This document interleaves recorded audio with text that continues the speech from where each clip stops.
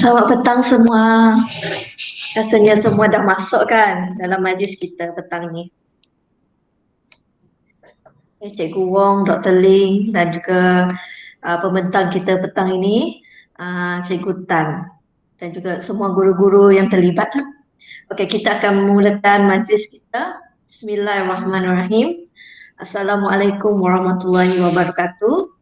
Salam sejahtera, salam perkongsian ilmiah dan selamat petang semua. Selamat datang diucapkan yang berusaha Timbalan Pejabat Pendidikan Daerah Miri, Sektor Perancangan, Encik Wong Kupui.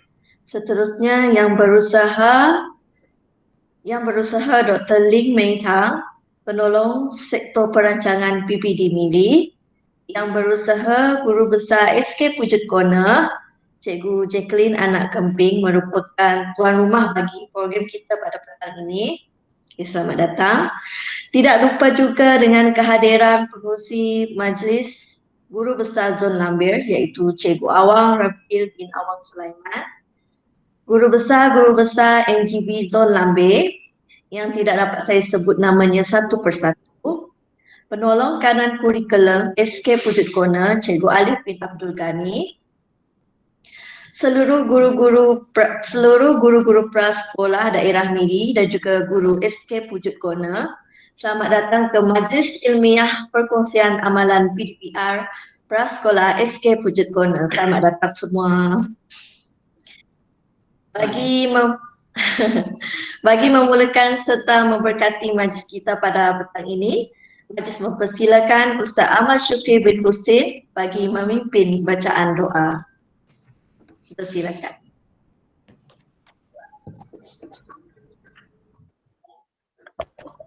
Bismillahirrahmanirrahim. Alhamdulillahirabbil alamin. Wassalatu wassalamu ala sayyidina Muhammad wa ala alihi wa ashabihi ajma'in. Ya Allah, ya Rahman, ya Rahim. Sesungguhnya kami berhimpun pada hari ini bagi menyatakan kesyukuran di atas kurnia-Mu yang tidak ternilai. Jadikanlah kami hamba-hamba-Mu yang sentiasa bersyukur atas nikmat yang melimpah ruah kepada kami. Ya Allah, ya Karim, berkati dan rahmatilah program kami pada hari ini dari awal hingga akhirnya. Kurniakanlah kepada kami sinaran petunjuk-Mu. Suluhkanlah hati-hati kami dengan nur hidayah-Mu. Semoga dengannya kehidupan kami akan lebih aman, teratur dan sentiasa di bawah lembayung rahmat-Mu, ya Allah. Kurniakanlah kepada kami semua kekuatan yang jitu lagi untuk meneruskan perjuangan dalam arena pendidikan demi masa depan anak-anak didik kami sebagai pewaris memacu negara pada masa akan datang. Ya Zal Jalali wal Ikram, kurniakanlah kepada kami kesihatan anggota, kecergasan minda, ketenangan jiwa, kekuatan semangat. Semoga dengannya kami mampu mendepani cabaran, berdaya saing dan mampu mengangkat martabat agama, diri, keluarga, masyarakat dan negara. Lindungilah diri kami, keluarga kami dan negara kami dari wabak penyakit COVID-19 dan penyakit-penyakit berbahaya lainnya mengancam nyawa kami. Hapuskanlah virus COVID-19 yang sedang mengganas ini, ya Allah, supaya dunia kembali aman dan sistem pendidikan dapat kembali pulih seperti biasa. Bismillahirrahmanirrahim. Bismillahirrahmanirrahim. Bismillahirrahmanirrahim. Bismillahirrahmanirrahim. Bismillahillazi la yadurru ma'asmihi syai'un fil ardi wala fis sama' wa huwas sami'ul alim. Na'udzu bikalimatillahi tammati min syarri ma khalaq. Allahumma inna na'udzu bika minal baras wal junun wal juzam wa min sayyi'il asqam. Rabbana atina fid dunya hasanah wa fil akhirati hasanah wa qina azaban nar. Sallallahu ala sayyidina Muhammad wa ala alihi wa sahbihi wa sallam. Walhamdulillahi rabbil alamin. Amin. Amin ya rabbil alamin. Majlis diteruskan dengan ucapan daripada tuan rumah yang mengelolakan program kita pada petang ini, iaitu Guru Besar SK Pujuk Corner Cikgu Jacqueline Anak Kemping. Majlis dengan segala hormatnya dipersilakan. Terima kasih pengacara majlis kita pada petang ini, Cikgu Nurliana binti Bakri, dan terima kasih kepada Ustaz Syukri atas doa tadi. Selamat petang, salam sejahtera, salam menjulang pendidikan negeri Sarawak.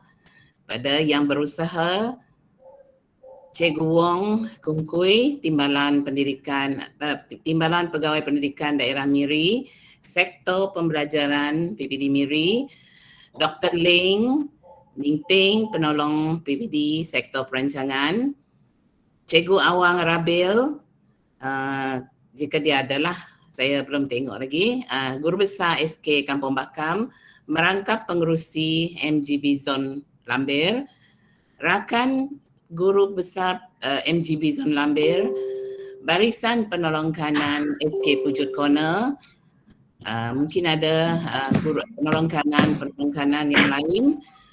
Okay, guru-guru serta tuan-puan saya hormati sekalian. Bersyukur kita kehadrat Tuhan Yang Maha Esa kerana limpah kurnianya kita dapat berkumpul di platform digital ini bagi perkongsian ilmiah PDPR prasekolah. Di kesempatan ini saya mengucapkan selamat datang dan mengalu-alukan kehadiran tuan-puan semua. Perkongsian ilmiah PDPR prasekolah ini merupakan satu inisiatif guru melihat sejauh mana keberkesanan kaedah dapat diguna pakai dalam keadaan semasa seperti sekarang ini. Di peringkat kita di SKPC, apa yang akan dikongsikan nanti mungkin sesuai di peringkat kita, tetapi tidak semestinya ianya sesuai di peringkat cikgu-cikgu. Ini bergantung kepada situasi murid-murid kita sekarang yang saya pasti mempunyai kekangan dan masalah tersendiri dalam pelaksanaan pembelajaran. Baik, kemungkinan guru-guru sendiri ada kaedah atau kepakaran yang lebih baik. Tidak salah kita berkongsi ilmu, ilmiah, amalan PDPC ini demi kemenjadian anak-anak didik prasekolah kita. Baik, sama-sama kita membangun kepakaran di kalangan kita serta membangun persekitaran pembelajaran yang berkesan dengan mengutamakan kemenjadian murid. Sekali lagi saya mengambil peluang untuk mengucapkan setinggi-tinggi penghargaan dan terima kasih kepada jawatan kuasa program ini yang telah memainkan peranan signifikan dalam memastikan pelaksanaan program hari ini. Okay, begitu juga dengan pembentang kita pada hari ini, Cikgu Tan, yang sudi berkongsi amalan beliau kepada kita. Akhir sekali, saya mengucapkan ribuan terima kasih kepada semua para jemputan, Cikgu Wong, Dr. Ling, serta semua yang hadir pada petang ini. Semoga perkongsian ini nanti dapat memberi manfaat kepada kemenjadian murid-murid kita. Terima kasih. Terima kasih GB atas ucapan sebentar saja tadi. Okay. Majlis tiada sedinya tanpa ucapan perasmian pada petang ini. Dengan itu, majlis mempersilakan Cik Wong Kung Kui, Timbalan PPD Miri, Sektor Pembelajaran bagi memberikan ucapan perasmian pada petang ini. Majlis dengan segala hormatnya dipersilakan. Okay, terima kasih pengurusi majlis, yang berusaha, Guru Besar SK Pujut Corner, Puan Jacqueline. Selamat petang, salam sejahtera. Okay, saya ucapkan kepada semua hadirin yang saya hormati, ya, Dr. Ling selaku penolong PPD Sektor Perancangan PPD Miri. Berkongsi kita pada petang ini, Cikgu Tan Chiu Hyong, semua wakil-wakil guru besar, penolong kanan, guru-guru prasekolah di seluruh PPD Miri. Ya, saya percaya ini adalah salah satu platform yang sangat bermakna di mana kita berpeluang sekali lagi mendengar perkongsian daripada seorang guru prasekolah yang sungguh berpengalaman di PPD Miri, ya, yaitu Cikgu Tan. Dan saya percaya dalam tempoh PDPR ini kebanyakan guru prasekolah memang menghadapi masalah untuk menyampaikan maklumat ataupun kita memberikan ilmu kita kepada anak murid kita. Ya, jadi dalam tempoh masa ini juga saya melihat banyak inovasi guru-guru, terutama sekali guru prasekolah, berusaha dengan begitu sungguh-sungguh untuk menyampaikan ilmu dengan anak-anak murid kita. Ya, jadi saya percaya dengan adanya usaha murni ini, apabila kita saling berkongsi, maka guru-guru prasekolah di PPT Miri akan mendapat manfaat daripada perkongsian amaran ini. Ya, saya juga ingin menyampaikan hasrat pengarah JPN Negeri Sarawak, yaitu Dr. Nurisa, dalam satu sesi bicara profesional bersama dengan sektor pembelajaran minggu lepas, bahawa beliau sangat menitik beratkan tentang penguasaan literasi dan numerasi anak-anak kita dari prasekolah maupun di sekolah rendah. Ya, jadi sebenarnya anak-anak yang baru masuk ke arena persekolahan, iaitu di prasekolah, mereka sangat memerlukan bimbingan khas daripada guru prasekolah. Namun kerana keadaan PTPR, mereka sekarang tidak berpeluang bersemuka dengan cikgu-cikgu ini. Maka kita jangan membiarkan mereka dengan memberikan buku sahaja kepada mereka. Ya, saya percaya dengan adanya perkongsian ini, saya berharap dia dapat menambah ilmu kepada semua guru prasekolah, di mana kita mesti fikirkan alternatif yang lain. Kita mesti fikirkan pedagogi yang lain selain daripada cara bersemuka untuk menyampaikan ilmu kepada anak-anak kita. Ya, anak-anak yang masuk pra ini, walaupun dari Januari sampai sekarang, mungkin kita hanya berpeluang jumpa mereka tempoh hari dalam 2 minggu sahaja. Ya, jadi mereka akan terus membesar. Tahun depan adanya yang terus masuk ke darjah 1 sudah. Jadi masa tidak menunggu mereka. Ya, jadi saya berharap semua guru-guru prasekolah kita cuba belajar sesuatu menerusi perkongsian Cikgu Tang nanti, dan seperti kata Cikgu Jacqueline, cara Cikgu Pra di SK Pujuk Corner mungkin sesuai untuk sesetengah sekolah. Ya, jadi setiap sekolah kita mempunyai murid yang berlatar belakang berbeza. Ya, jadi saya harap kita semua gunakan inovasi, kreativiti kita untuk fikirkan cara yang terbaik untuk menyampaikan pelajaran kepada anak-anak murid kita.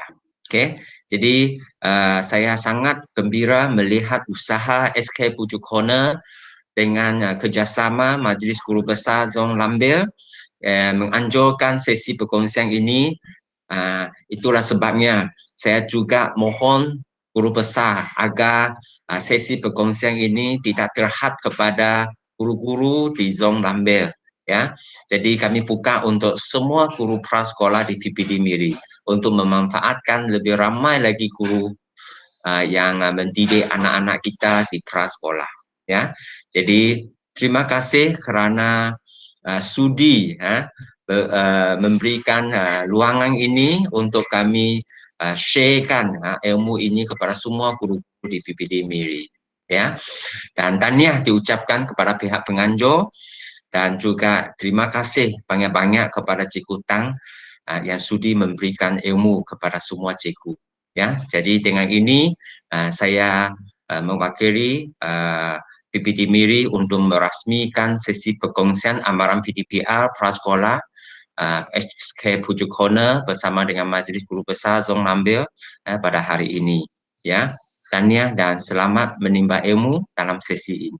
Sekian, terima kasih. Terima kasih Encik Wong Kungkui, Timbalan PPD Miri, Sektor Pembelajaran, atas ucapan perasmian sebentar saja tadi.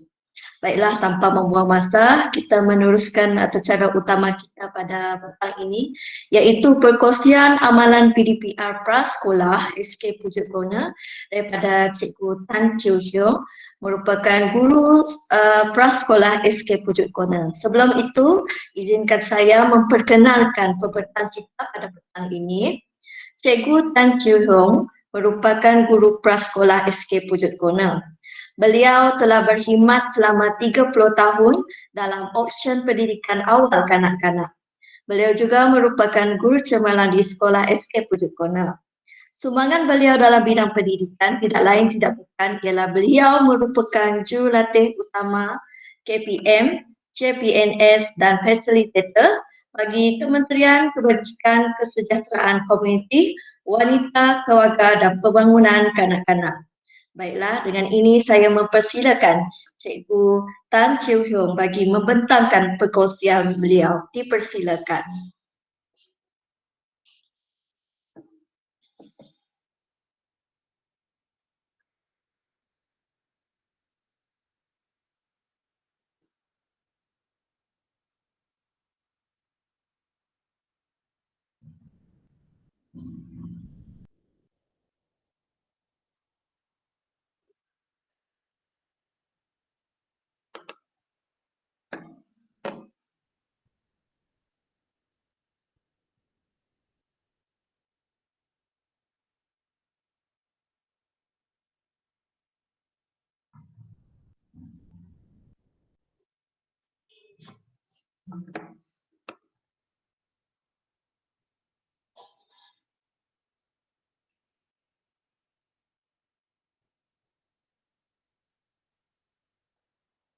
Mungkin ada masalah teknikal sekejap.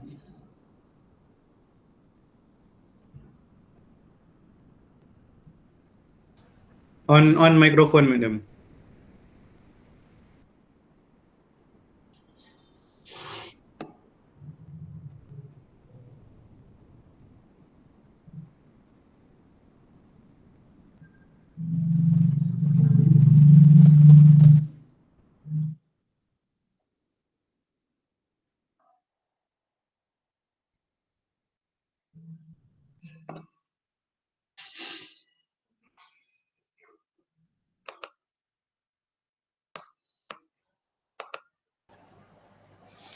Okey, boleh dengar suara madam?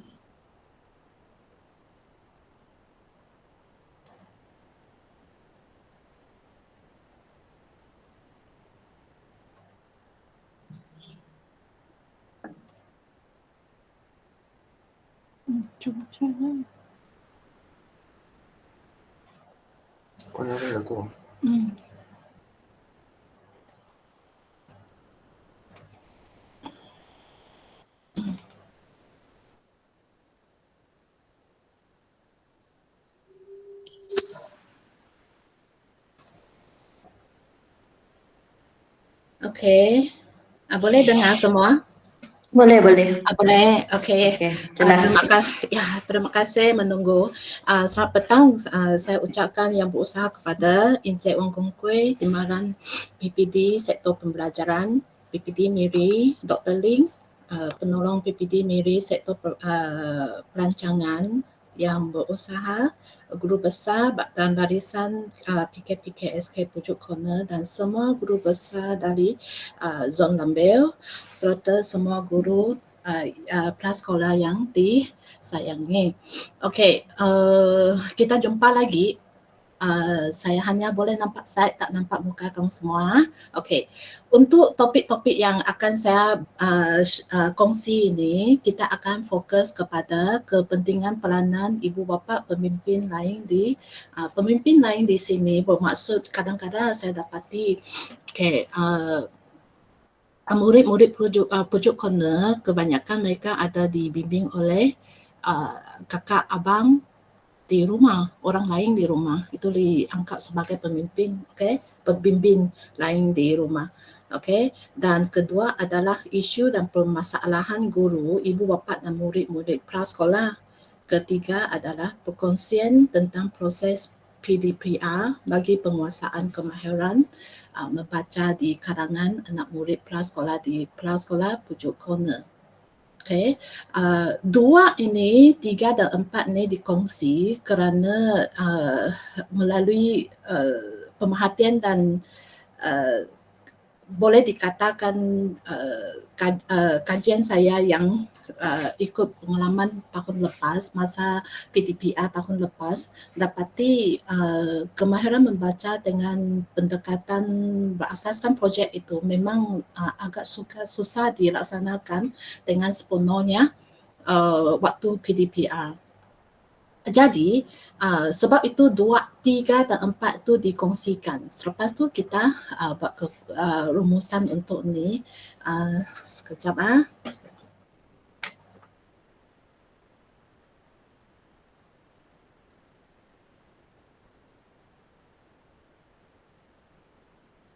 Okay.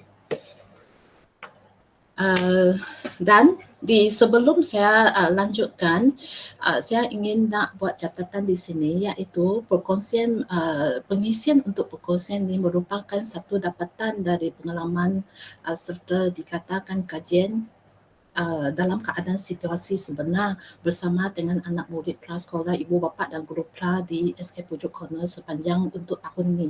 Okay, jadi pengisian yang dapat membantu guru dalam slot ni sepanjang petang ni, sila aplikasikanlah ke PDPR cikgu, perancangan cikgu, ikut flexibility.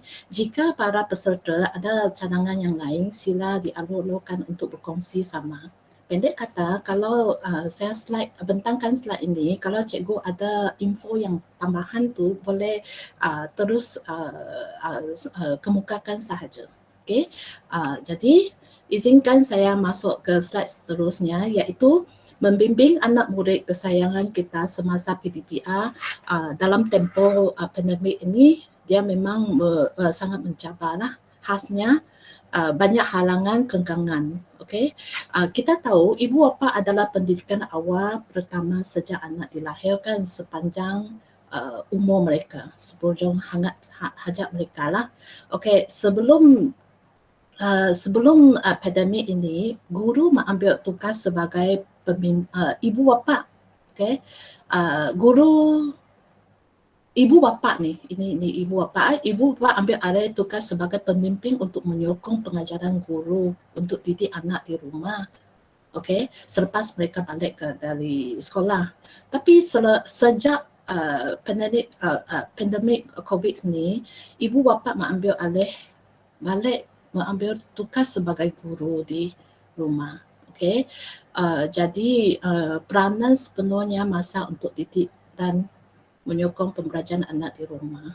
Okey, tengok ni. Jadi amatlah sangat penting untuk membantu ibu bapa untuk menyedari betapa pentingnya peranan mereka waktu PDPR ni. Okay. Dari hasilan pemantauan kami dan pemerhatian saya terhadap kemenjadian murid ini untuk tahun ini, dapati sikap ibu bapa terhadap pendidikan ni sangat penting untuk menentukan kemenjadian murid mereka di rumah. Okay. Pendek kata, ibu yang rajin melibatkan diri secara aktif dan konsisten. Konsisten ni sangat penting dalam PDPR ni, telah menjamin kemenjadian anak sendiri. Okey, jadi saya tunjukkan gambar ni, nanti ada 2 lagi di belakang. Okey, ini ibu ni dan ibu ni, mereka memang sangat sabar dan rajin. Ibu ni kerja waktu malam saja bimbing anak. Okey, ini ada 2 adik-beradik di sekolah di pra. Okey, ini satu abang, ini adik dia. Okey, dot-dot sekali. Nanti ada berapa, kebanyakan majoriti ibu bapa di kelas kami, mereka mereka pada mulanya keliru sikit and then nervous dan banyak kekangan dan keaktifan mereka sangat pasif. Okay, pada titik permulaan bila kita berada di PDPR. Okey. Sekejap Sekejap Sekarang ni.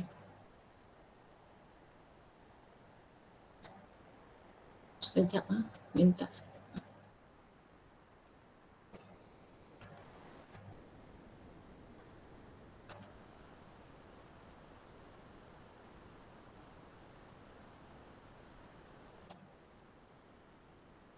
Okey, kita sambung ke sini. Okey, kenapa kesedaran kepentingan peranan ibu bapa dalam tempoh ni sangat penting? Okey, kerana anak murid kita 24 jam bersama dengan ibu bapa dan pembimbing di rumah. Sikap pembelajaran dan semangat belajar anak murid ini banyak dipengaruhi oleh sokongan dari ibu bapa. Okey, kemenjadian murid itu banyak bergantung kepada kerjasama dan sikap bertolak ansur antara murid, keberkesanan perancangan PDBR, guru dan komitmen serta kerajinan ibu bapa di rumah. Okey. Yang penting adalah ini tiga ni sangat-sangat penting. Okey. Kerjasama serta sikap bertolak ansur. Itu sangat-sangat penting. Okey. Poin yang ketiga ni sangat penting. Okey, kita tengok keempat. Peranan keluarga bagi menyokong pembelajaran digital yang berkesan. Okey, ini ibu bapa lagi, ini senarionya waktu mereka bimbing mereka. Okey, ini anak murid kesayangan saya 4 tahun, ini 5 tahun. Okey, jadi kita mesti dari semasa ke semasa membantu ibu untuk menyedari, ibu bapa menyedari peranan mereka dengan poin 1 sampai 6. Mungkin cikgu ada yang boleh tambah lagi lah, tapi bagi saya ini adalah sangat-sangat penting. Okey. Jika bila kita pergaulan dengan ibu bapa, okey, kita akan dapati adakah ibu bapa sudah mainkan peranan semua ni 1 sampai 6. Okey, iaitu pertama menyokong pembelajaran anak mereka dengan kaedah berikut. Okey, ibu bapa pada bermulanya PDPR tu memang banyak alasan kan cikgu? Okey, banyak alasan. Jadi alasan mereka ialah tak ada orang ajar. Okey. Okey, jadi kita boleh cadangkan mereka menyokong pembelajaran anak mereka dengan mengajar mereka dengan buku teks sahaja. Okey, kelas sekolah memang tak ada buku teks. Jadi mereka ada lembaran kerja dibawa balik sebelum sekolah kita berada dalam keadaan PDPR kan. Jadi saya percaya semua sekolah sudah minta ibu bapa ke sekolah untuk bawa balik lembaran kerja. Okey, jadi lembaran kerja itu adalah diangkat sebagai buku teks anak-anak mereka. Okay. Kenapa lembaran kerja itu dikira sebagai buku teks? Kerana lembaran kerja kita dinasihatkan oleh JPN, kita tak boleh beli lembaran kerja dari kedai buku. Okey, jadi pujuk kena memang gunakan lembaran kerja yang berasas yang dihasilkan sendiri, okey, berdasarkan kesesuaian dan sosial ekonomi atau latar belakang perbezaan individu anak-anak murid. Okey, bermaksudnya buku teks yang serupai lembaran kerja itu berdasarkan kepada KSPK. Okey, dia memang sesuai untuk kalau kami buat penilaian untuk IPPK, mereka selalu berdasarkan antara satu kaedah menilai adalah berdasarkan kepada lembaran kerja kami. Okey, kerana dia adalah semua standard pembelajaran adalah dari IPPK, dari KSPK. Okey, jadi cara kedua untuk menyokong pembelajaran anak adalah abang atau kakak mengajar anak di rumah. Itulah senario yang berlaku di Pujuk Corner, di prasekolah Pujuk Corner. Okey, waktu ini berlaku, boleh nampakkah semua? Halo? Halo? Boleh, Ya, boleh. cikgu. Boleh. Okey. Nampak. Okey, abang atau kakak mengajar adik, iaitu bagi semua cadangan ini dibeli ketika ibu bapa memberi alasan macam-macam lah pada awal kita belajar dari PDPR.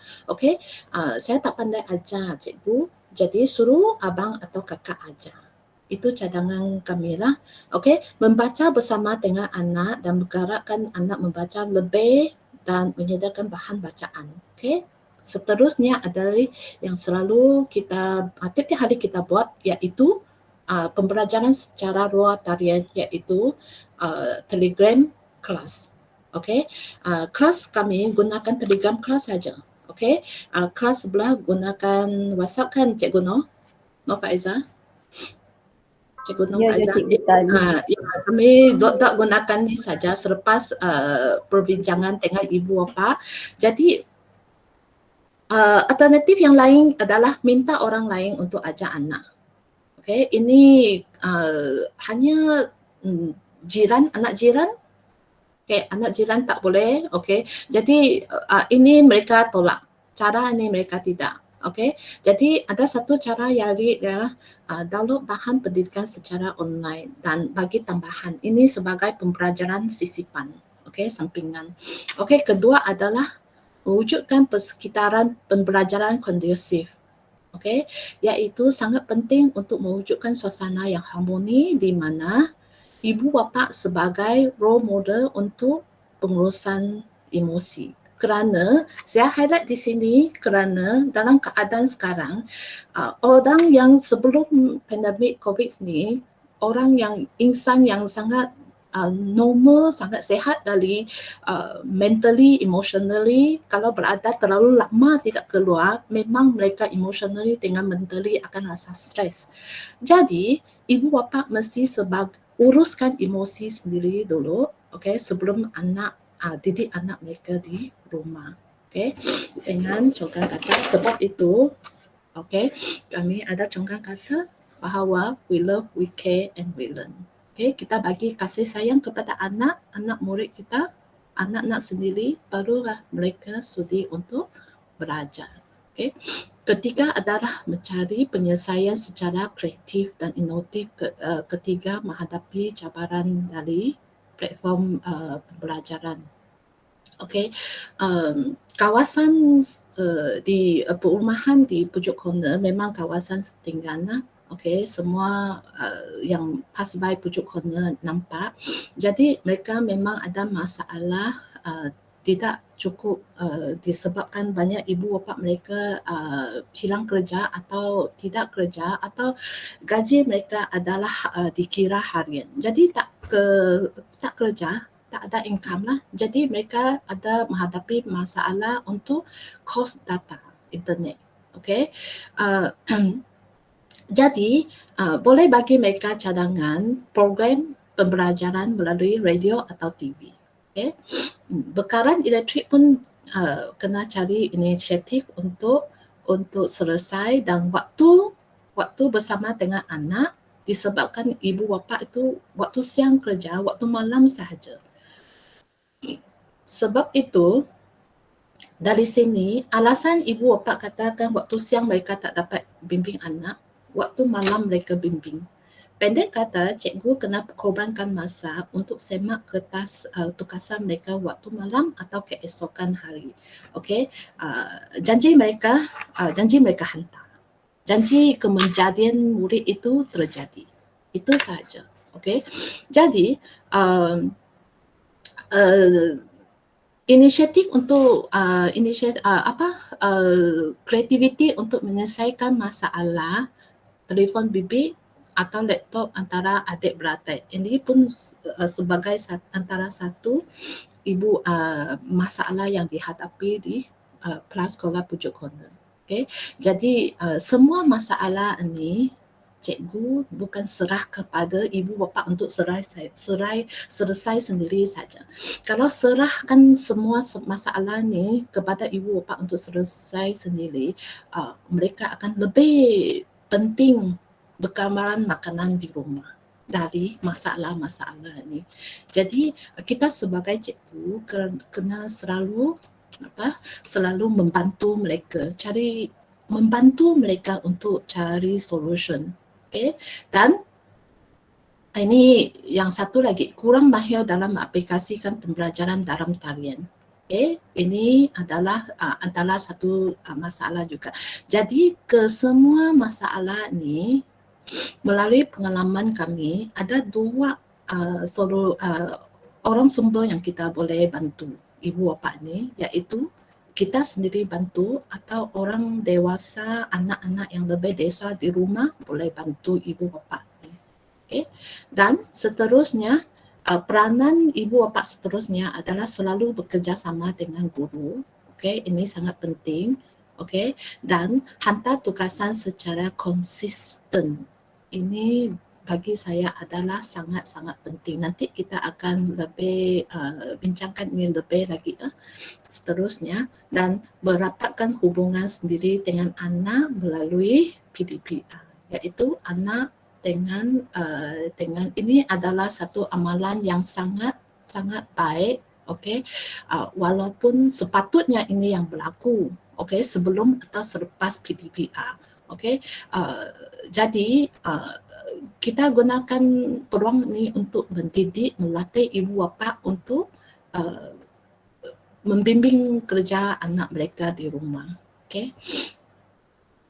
Okay, seterusnya, jika tidak dapati pihak keluarga tidak memainkan peranan mereka semasa PDPR, okay, ini memang masalah yang selalu dihadapi oleh kita sebagai guru kan. Okay. Biasanya kita sebagai guru kita akan rasa kurang sabar, okay, marah, semua emosi negatif akan muncul. Okay, kita tengok sini. Poin pertama, sebelum bermula PDPR, taklimat dibeli. Okay, taklimat dibeli untuk elakkan ni semua berlaku, untuk selesaikan ni masalah ni. Okay, kita bagi taklimat dengan ibu bapa, dengan pembimbing di rumah tentang kaedah PDPR yang paling sesuai untuk mereka ajak anak di rumah. Ini sangat-sangat penting, kaedah yang paling sesuai untuk mereka, bukan paling canggih paling hebat, bukan, paling sesuai, paling boleh terima oleh ibu bapa. Okay, supaya mereka akan mainkan peranan seterusnya sampai tamatnya PDPR ni. Okay, kerana mereka yakin, and then mereka seronok bila tengok kejadian anak mereka. Okay, jika kita menghadapi ini, okay, dalam kumpulan kelas kita ada banyak budak tidak hantar tugasan. Jadi kita sebagai cikgu selalu saya buat adalah refleksi sendiri dulu. Kita sebagai cikgu kita refleksi sendiri dulu. Okay? Uruskan emosi sendiri ke positif kerana kita pun stres, okay, dalam keadaan macam ni. Okay? Bukan tidak boleh bersemuka dengan murid, kita tak boleh bimbing murid secara langsung, and then kita pun emosi kita ada banyak faktor-faktor yang lain akan mengganggu emosi kita. Okay, kita uruskan emosi kita secara positif dari semasa ke semasa. Okay, gunakan alternatif cikgu sendirilah. Okay, sebelum berbincang masalah pembelajaran anak dengan ibu bapa. Sebelum cikgu, sebelum ni. Okay. Menyelesaikan masalah dengan melihat perspektif permasalahan ibu bapa yang dihadapi di rumah. Okay.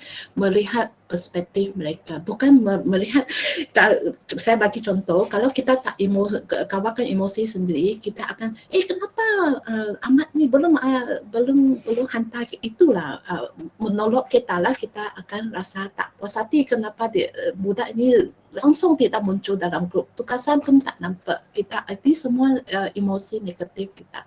Jadi untuk selesai, untuk membantu ibu bapa, membantu tu sangat penting, membantu ibu bapa untuk menyelesaikan masalah, kita mesti melihat perspektif mereka. Okay, saya bagi satu contoh yang berlaku di kelas saya.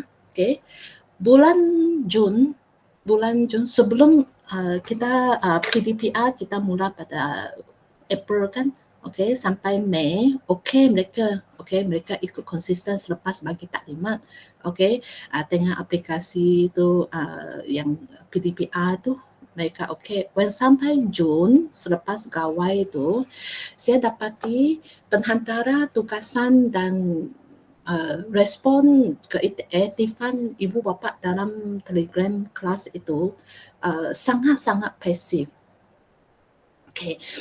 Jadi saya terpaksa ikut point 2 ni, prinsip ni, uruskan emosi sendiri, reflect sendiri, and then melihat perspektif mereka. Jadi saya mula PM mereka. Saya keluarkan, saya senaraikan, saya ada satu checklist yang Cikgu Alif cadangkan cikgu untuk buat untuk penghantaran tugasan mereka. Jadi dari checklist tu saya nampak ada 5 budak yang sangat, ada 3 langsung tidak hantar. Tidak hantar kerja selepas Jun ni.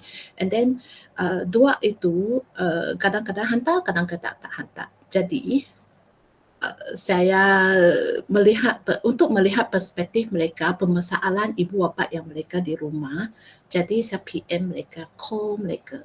Okay, ada 2 yang sebelum tu hantar, selepas Jun tidak hantar.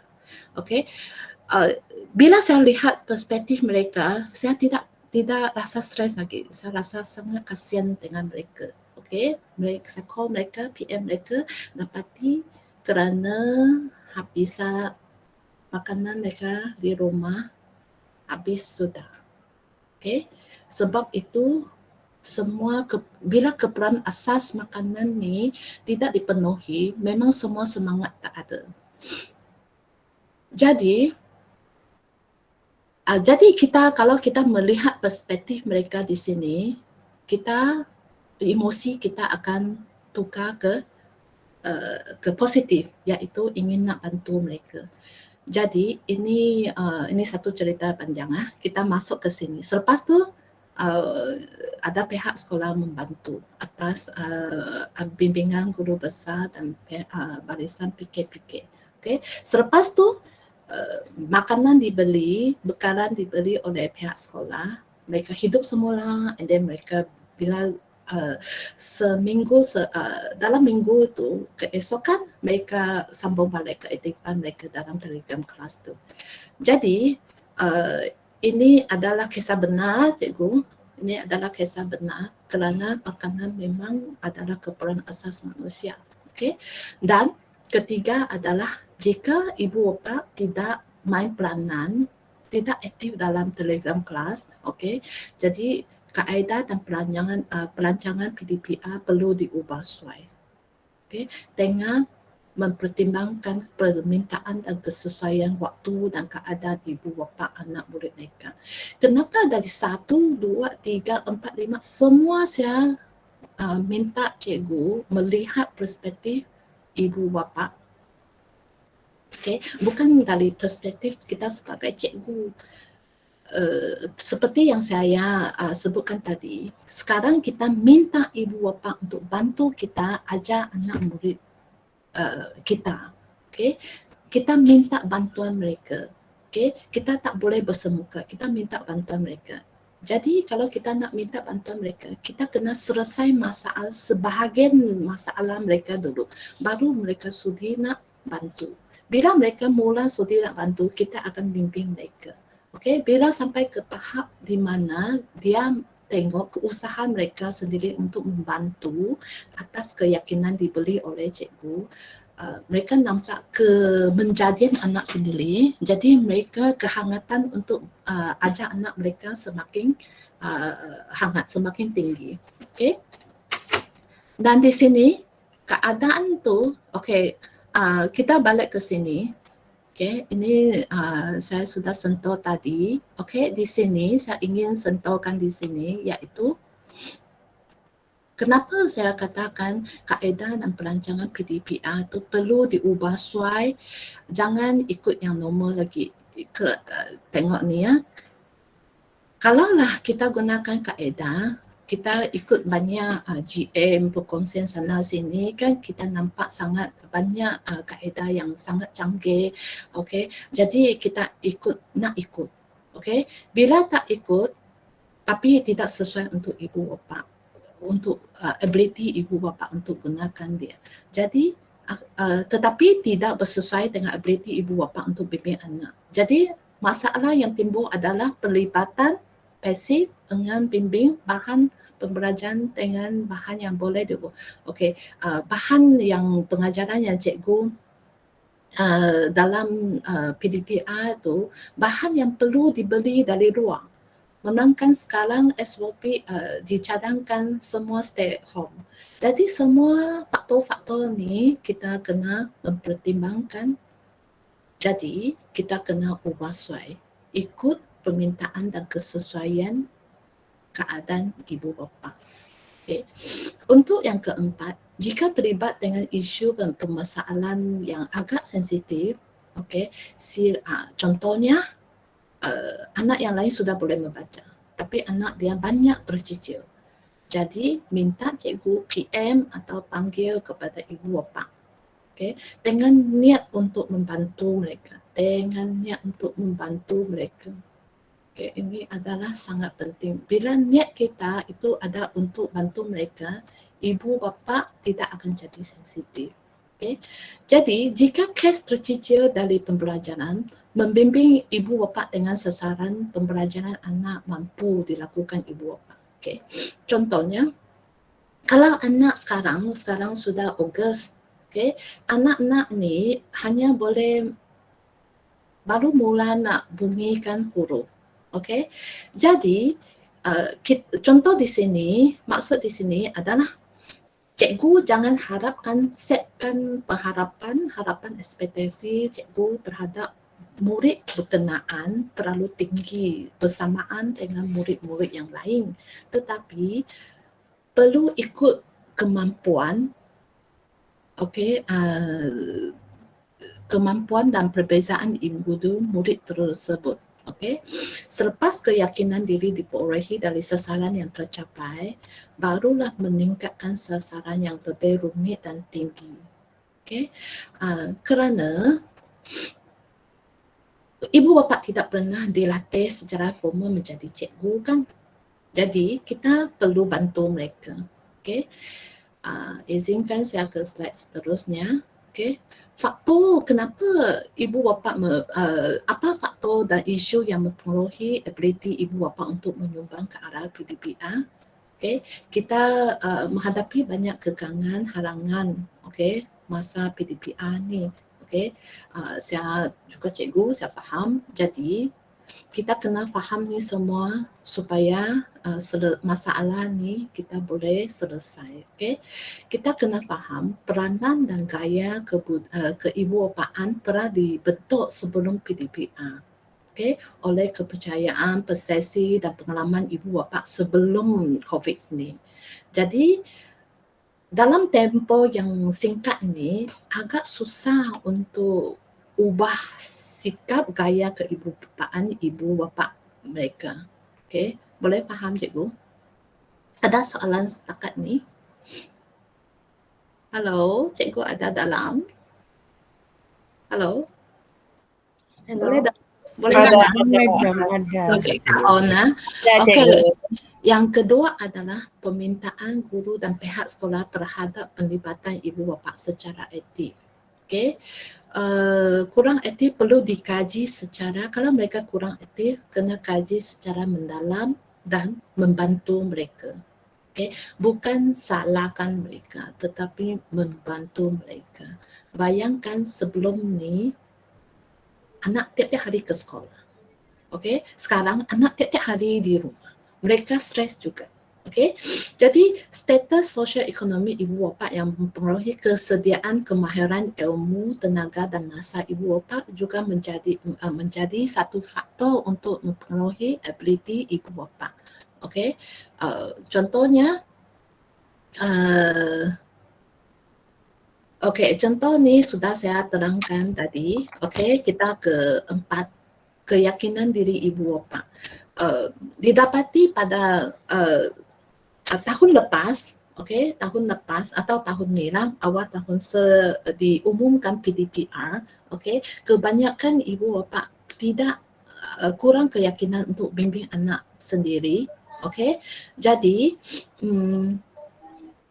cikgu kena sabar, bimbing mereka, bagi mereka banyak-banyak kata ganjaran, pujian, okey, pujian yang sepatutnya lah, bukan melebihi lah, okey.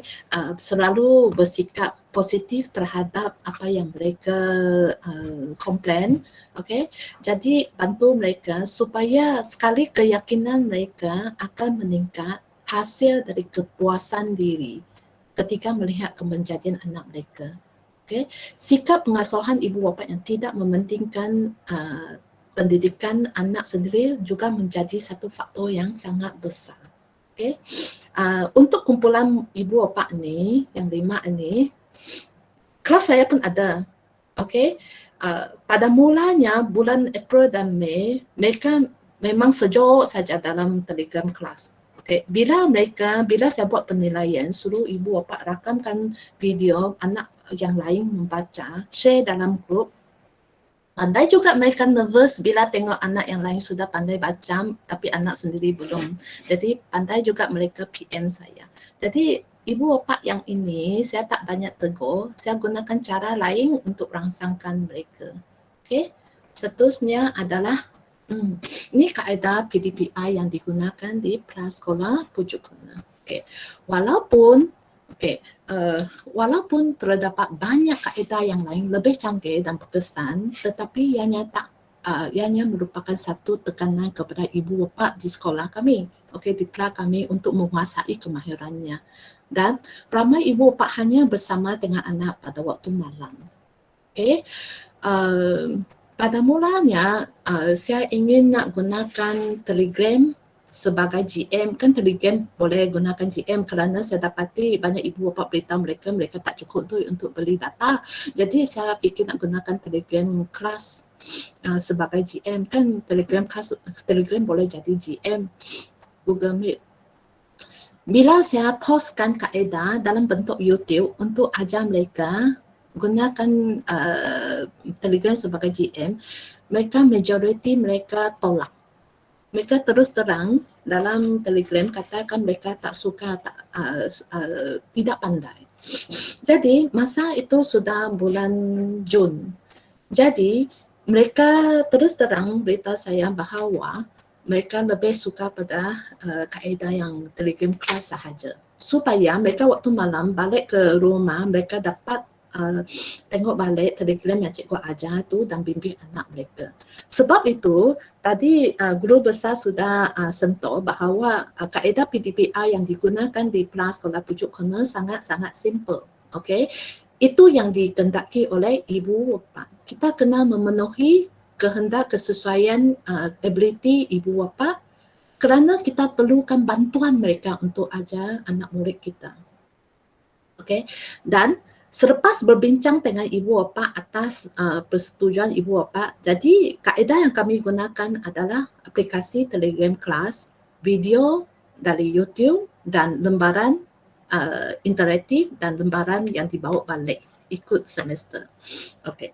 Untuk saya rasa saya tak payah terangkan lanjut ni kerana memang saya percaya semua ramai guru pra yang gunakan kaedah ni. Okey, yang saya perlu highlight adalah di sini lembaran kerja. Okey, lembaran kerja ni, lembaran kerja interaktif. Okey, dia memang gunakan data, gunakan internet. Okey, dia ada saya dalam kelas saya kurangkan gunakan ni. Saya more to this one, lembaran yang dibawa balik. Okey, saya gunakan lembaran interaktif hanya bila mengajar topik yang ada warna, ada listening speaking. Kerana lembaran interaktif tu dia melibatkan pendengaran dan pertuturan. Okey, jadi dia auto semak. Okey, kebaikannya atau auto semak berwarna. Dan jadi saya gunakan lembaran interaktif sebagai sampingan sahaja.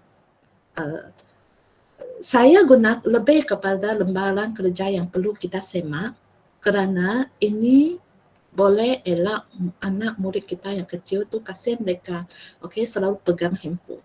Ini mereka go to hard copy mereka sendiri, kerana budak kecil yang seusia kelas sekolah mereka perlukan ini sebagai keutamaan. Ini hanya lembaran interaktif, hanya sisipan sampingan saja. Kita sebagai cikgu memang kita suka ni kerana ini sudah disemak atau semak. Kita ini kena semak satu-satu. Tetapi ini yang paling banyak memanfaatkan murid-murid prasekolah kita. Sekarang kita sudah faham kaedah PDPI yang digunakan oleh prasekolah Pucuk Corner. Kita ke sini. Kita masuk ke topik perkongsian proses bagaimana PDPR dilaksanakan untuk membantu prasekolah di Pucuk Corner untuk menguasai kemahiran membaca. Di sini prasekolah Pucuk Corner gunakan kaedah phonics. Sejak dulu kami gunakan phonics kerana kami dapati kaedah phonics boleh membantu murid-murid membaca, menguasai kemahiran membaca lebih cepat. Dan dia ada kesinambungan kemahiran ni di tahun 1 nanti. Dan tambahan pula kaedah BI kita gunakan kaedah fonik juga melalui Smarter Phonics. Jadi hanya berapa huruf sahaja dari segi BM dan bunyi BM dan BI itu tidak sama. Jadi sebab itulah saya dapati, saya sejak ajar pra di Pucuk Corner tak pernah saya gunakan kaedah yang lain untuk ajar membaca, kemahiran membaca. Saya gunakan fonik sahaja. Jadi bila sentuh tentang kaedah phonics, kami hadapi satu masalah, iaitu dalam kelas bersemuka tak ada masalah kerana cikgu yang ajar. Bila PDPR menjadi satu masalah besar kerana ibu bapa tidak mahir, itu feedback dari ibu bapa. Jadi nanti kita akan sentuh tentang macam mana kami selesaikan masalah ni. Seterusnya kita akan sentuh tentang pelaksanaan PDPR bagi slot BM, penilaian dijalankan, bagaimana penilaian dijalankan, bagaimana intervensi ini dibuat, penghargaan. Ibu bapa tidak mahir dalam kaedah phonics, jadi taklimat dibeli. Dan sekali lagi, nampak tak? Selalu kami dari semasa ke semasa bila memperkenalkan sesuatu baru atau permasalahan yang berlaku, permasalahan yang besarlah berlaku dihadapi oleh kebanyakan ibu bapa, kami akan membeli taklimat melalui Telegram kelas. Jadi perbincangan kaedah, kena sedar kepada meningkat kesedaran ibu bapa tentang kepentingan peranan ibu bapa pada waktu ni untuk memastikan anak mereka boleh membaca. Terangkan ini grup Telegram. Sekejap.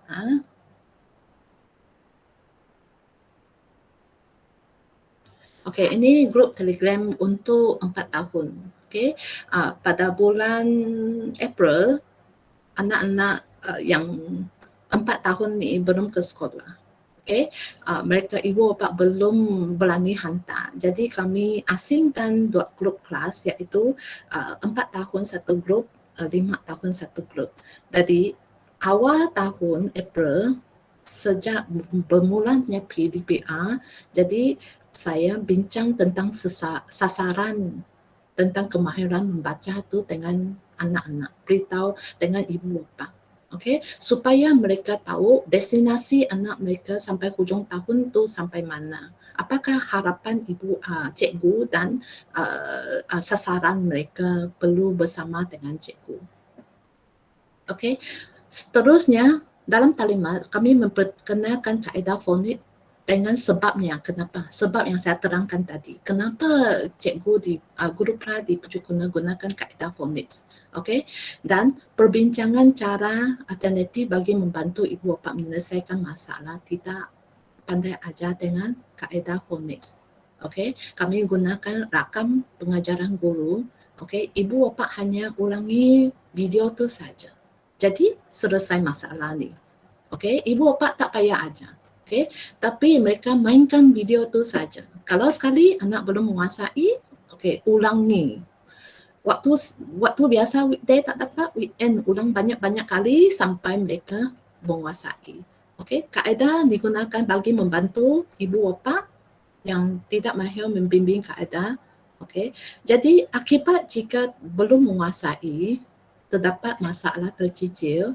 Okey, jadi beritahu mereka akibatnya jika anak mereka belum menguasai kemahiran pada tahap yang rendah ni, jika masalahnya tercicil, keyakinan diri anak akan merosot. Okey, konsep kendiri akan semakin rendah. Khasnya bila mereka tengok ibu bapa sudah rakamkan anak yang sudah boleh membaca. Okey, mereka akan rasa dia sendiri tak pandai, tak boleh. Okey, jadi jika penguasaan kemahiran membaca ni pada asas KB ni mereka tidak boleh menguasai, dia akan menjejaskan penguasaan kemahiran subjek lain seperti early mathematics, early science. Okey, masalah itu akan balik kepada ibu bapa. Okey, jika terbawa ke tahun 1 nanti untuk selanjutnya. Okey, jadi di sini contoh Telegram di sini saya tetapkan sasaran kemahiran membaca untuk 4 tahun 5 tahun berdasarkan perbezaan umur mereka. Okey, jadi bermaksud sasaran untuk 4+ dengan 5+ tak sama. Okey, jadi perasaannya macam saya tak buat banyak yang sangat rumit kepada perasaan harian. Dan perasaan harian kami gunakan satu bahan bacaan saja, iaitu Bacalah Sayangku. Buku ni ada dengan anak-anak di rumah. Okey, mereka sudah bawa balik sebelum PDPA berulang. Okey, jadi buku ni juga digunakan pada tahun 1 nanti oleh guru kelas untuk BM. Okey, bermaksud kalaulah anak pada peringkat ni mereka masih tidak menguasai sepenuhnya dengan apa yang disasarkan dalam buku ni, jadi bila masuk ke tahun 1 mereka akan ulangi pada tahun 1 sebagai pengukuhan. Jadi ini yang saya buat. Tiap-tiap satu minggu satu kali saja, satu slot saja untuk PM kalau ikut jadual PTPA plus sekolah. Jadi dalam satu slot itu saya akan rakam, cikgu bimbing mereka, rakam suara sendirilah di sini. Okey, selepas tu apa yang saya fokuskan ni katakan sini. Jadi lembaran kerja yang mereka bawa balik akan tulis di sini. Okey, sangat penting untuk pembelajaran yang bermakna di sini. Bermaksud sini kalau ajar jadi sini tulis okey, supaya mereka ada kesinambungan pembelajaran. Jadi, guru merakamkan video pengajaran berasaskan muka surat yang disasarkan setiap slot berkongsi dalam Telegram kelas. Jadi, ini membantu ibu bapa yang ada masalah waktu siang kerja, waktu malam mereka akan mainkan video ni. Okey.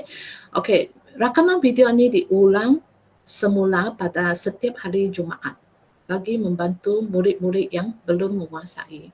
Okey, kaedah keempat ni, strategi keempat ni didapati berkesan untuk bantu murid-murid dalam kelas saya lah. Okey. Jadi penilaian, macam mana buat penilaian? Saya akan minta lagi kalau untuk dapat keputusan IPPK kita perlu buat penilaian kan. Jadi untuk kemahiran membaca, okey, petikan mereka akan pilih satu petikan dan dibaca oleh anak mereka di rumah, ibu bapa rakam. Jadi cikgu nampak ni rakaman ni lah. Okey, ini rakaman ni saya besarkan dia. Okey, nampak ini rakaman ni. Okey, rakam, jadi mereka post balik ke Telegram kelas dan cikgu dengar dan nilai dari sini. Okey, dan bila cikgu nilai di sini, buat catatan dalam senarai semak dalam penguasaan kemahiran mereka untuk IPPK. Okey, tarik semua di sini. Ini evidence untuk IPPK. Untuk kemahiran pendengaran dan pertuturan dinilai melalui aktiviti pembelajaran. melalui kesepatuan iaitu slot kedua untuk PDPR. Saya rasa saya tak payah terangkan apa tu AP di sini kerana semua guru pernah tahu apa tu AP. Okey, yang ketiga itu adalah kemahiran gabungan kemahiran ni kami dinilai melalui ejaan. Okey, ejaan. Setiap murid ada satu buku ejaan yang dibawa balik. Guru membaca petaan melalui rakaman video, murid menulis petaan yang dibaca oleh murid, dibaca oleh cikgu. Okey, jadi kemudian ibu bapa akan hantar yang apa hasilan ejaan mereka dalam grup untuk semakan guru. Dari sini kita boleh kutip evidennya untuk IPPK juga. Okey, untuk kemahiran menulis dinilai melalui hasil kerja mereka. Okey, seperti ini, saya rasa ini biasa yang sudah cikgu buat, tak payah saya lanjutkan. Jadi semua ini adalah evidence untuk IPPK nanti. Okey, ini contohnya. Okey, strategi mengukuhkan ini macam intervensi lah untuk mengukuhkan membaca dan membaca melalui hubung kaitkan kesinambungan slot 1 dan 2. Katakan ini cikgu tengok ni, slot pertama saya ajar bacaan petikan ni. Okey, petikan ni. Bila sampai ke slot kedua, mereka akan tulis apa yang mereka baca. Jadi, slot kedua mereka akan tulis petikan yang bermula dari apa yang mereka baca tadi ini yang mereka baca petikan ayat mudah ni, mereka akan salin semula. Ini adalah strategi untuk mengukuhkan kemahiran membaca mereka. Kerana untuk menguasai kemahiran membaca, murid itu mesti bermula dari listening, speaking, writing, barulah reading. Okey. Okay. Seterusnya, intervensi apa yang kami buat itu sangat simple ya, iaitu ulang kaji pada hujung minggu, okay, dengan kongsi semula video, okay, dan cikgu jangan harap ibu bapa akan cari balik dalam Telegram itu untuk video-video. Cikgu kena start dari cikgu sendiri. Setiap Jumaat, okey, main balik video, post semula video itu. Minta ibu bapa untuk main semula. Okey, kita sebagai alam untuk ibu bapa lah. Ibu bapa sehingga mereka jadi amalan. Kerana saya dapati selain dari ingatan yang bagus dari anak-anak murid kita adalah faktor utama untuk menentukan kelajuan mereka boleh menguasai kemahiran membaca. Pengulangan itu sangat penting untuk anak-anak murid yang kecil. Okey, perancangan AP dengan melibatkan banyak kemahiran membaca sebagai pengukuhan. Ini contohnya. Okey, ini saya buat untuk budak yang 4 years old. 4 years old. Okey, bila saya ajar ini, okey, jadi AP tu saya akan sepadukan dengan estetika. Okay. Bila mereka bermain benda ni, lekat-lekat ni, mereka belajar bunyinya juga. Okay, sebagai pengukuhan. Okay, supaya mereka gunakan cara lain, gaya pembelajaran yang lain untuk mengingatkan bunyi dia. Melalui lagu, melalui estetika untuk mengingatkan bunyi dia. Okay, jadi, okay, seterusnya ialah, saya tengok. Okey, kita balik sini. Memberi lebih banyak masa kepada murid-murid yang belum menguasai sepenuhnya, cikgu.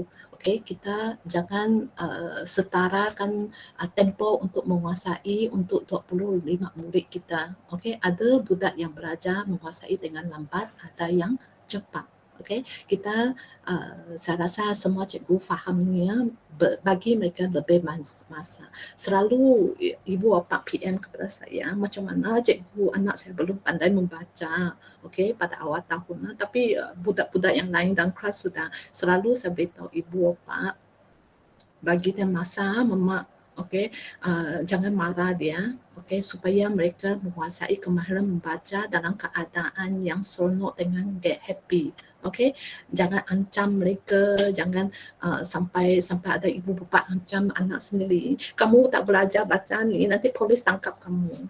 Okey, jadi itu yang saya dengar dari ibu bapa. Okay. Jangan buat macam tu. Sebenarnya menguasai kemahiran membaca adalah satu proses pembelajaran yang sangat-sangat seronok. Saya dapati anak-anak yang kecil, kalaulah khasnya yang 3 to 4 years old, kalau mereka sudah tahu mereka boleh membaca, mereka ke mana-mana pun mereka akan cuba baca. Ke tandas Bollywood kan, ke mana-mana saja, slogan kan, poster kan, mereka akan cuba eja. Okay? Poster lekat pada kereta tepi tu, nombor flat kereta tu, mereka akan cuba baca. Kerana kehangatan sudah ada. Bila mereka sampai ke tahap itu, ibu bapa sudah berjaya lah, bermaksud minat mereka. Seperti kita belajar menunggang basikal, sekali kita pandai berbasikal, kita sangat seronok. Atau malam pun kita fikir nak bangun untuk cuba kan. Sama juga dengan kemahiran membaca. Okay? Mereka akan bangga dengan sendiri, tidak rasa malu lagi. Okay? Itu adalah intervensi. Okay, untuk penghargaan pada tempoh yang pendek, sepertinya harian, dalam pembelajaran harian, sistem bintang kami gunakan, iaitu kami gunakan pelekat kartun bintang kepada ibu bapa yang sudah berjaya membimbing anak mereka membaca. Okay? Dan anugerah PDPR terbaik juga telah dirancangkan oleh Cikgu Alif. Terima kasih Cikgu Alif kerana anugerah ini memang nanti saya akan sentuhkan lagi. Sudah saya sebut tadi, bila masuk ke bulan Jun, keaktifan ibu bapa dengan budak dalam kelas memang sudah lemah, okay, disebabkan bekaran makanan. Bila anugerah ini dibeli, ya macam kita boleh nampak keaktifan ibu bapa dalam Telegram itu, selain dari makanan juga disediakan oleh sekolah, dan tambah lagi anugerah PDPR ni, ibu bapa aktif balik. Okay? Anak-anak pembelajaran anak-anak itu aktif balik. Sangat ketara kita nampak keaktifan dalam grup itu. Jadi di sini saya ambil kesempatan untuk terima kasih kepada Cikgu Depa. Okay? Banyak membantu kelas sekolah. Okay? Kerana penerima anugerah ni ikut bulan ni, saya post ke dalam grup untuk menggalakkan ibu bapa yang lain, anak-anak murid yang lain juga. Jadi trofi juga akan diberi kepada murid dan sijil penghargaan kepada ibu bapa yang berjaya membimbing anak mereka menguasai kemahiran membaca. Okey, semua ini memang adalah menjadi amalan untuk prasekolah sudah. Okey, perkongsian amalan kaedah dengan evidence ini yang kita buat hari ini. Okey, sijil perkongsian ni juga kami maklumkan dalam grup dengan ibu bapa kerana anak adalah dimiliki oleh mereka. Jadi ibu bapa murid-murid yang saya gunakan sebagai video gambar nanti itu sudah saya maklumkan PM mereka. Okey, supaya mereka bangga dengan diri sendiri. Okey, walaupun kejayaan tu kecil tetapi itu adalah titik permulaan yang sangat bagus sebagai tanda penghargaan kepada ibu bapa. Okey, dan kelima adalah sijil penghargaan kepada ibu bapa yang telah berjaya membimbing anak. Okey, pada hujung tahun, sijil kecemerlangan kepada murid pada akhir tahun untuk BI dan BM. Okay. Siapa yang sudah berjaya menguasai reading skill and kemahiran membaca. Okay. Seterusnya ini adalah penmemang yang untuk ini tapak ini sangat merangsangkan, membangkit semula semangat belajar anak murid saya. Okay.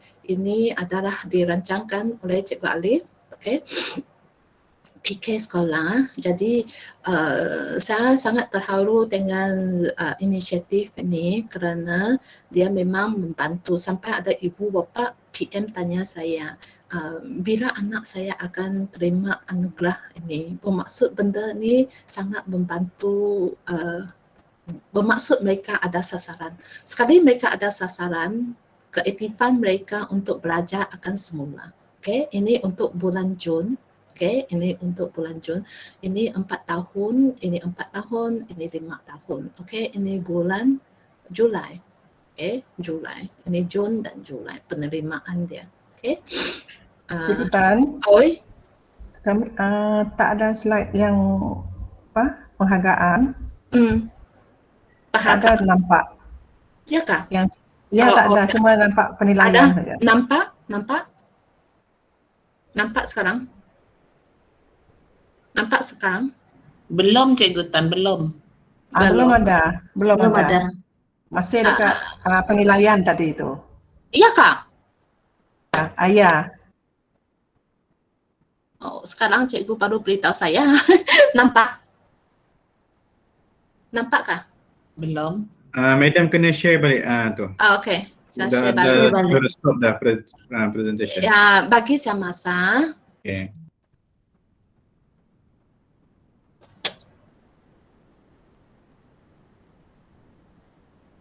Waktu ke Tandasa sekarang.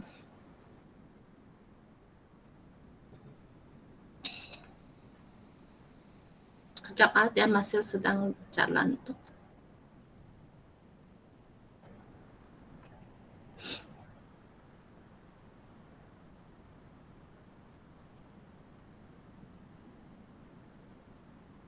Sampai ke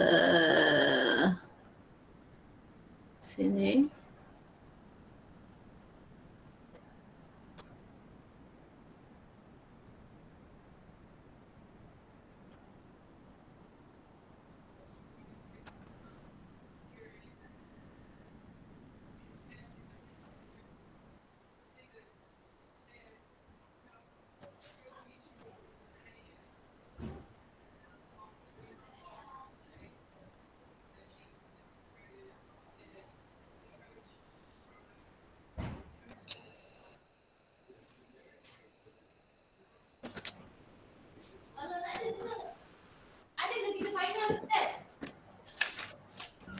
Madam Tan, saya tolong share ya.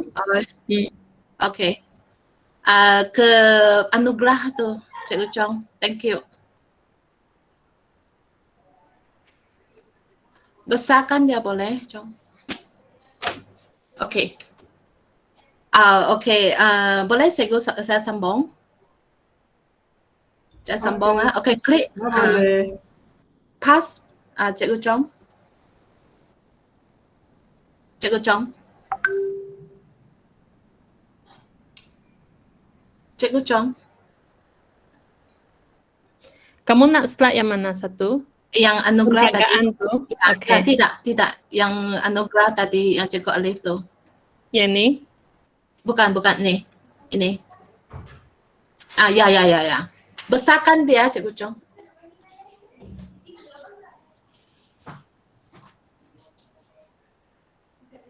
Boleh nampak semua? Boleh. Semua boleh nampak? Boleh. Boleh.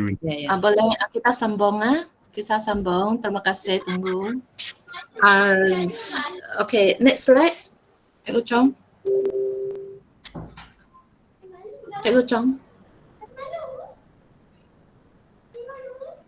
Cikgu Chong. Cikgu Chong boleh dengar kah?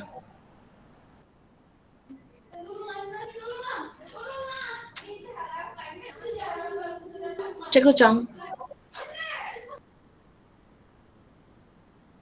Kok jam blur? Ya.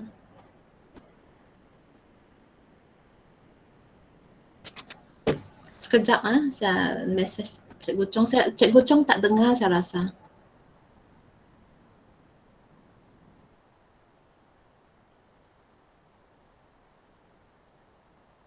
Sekejap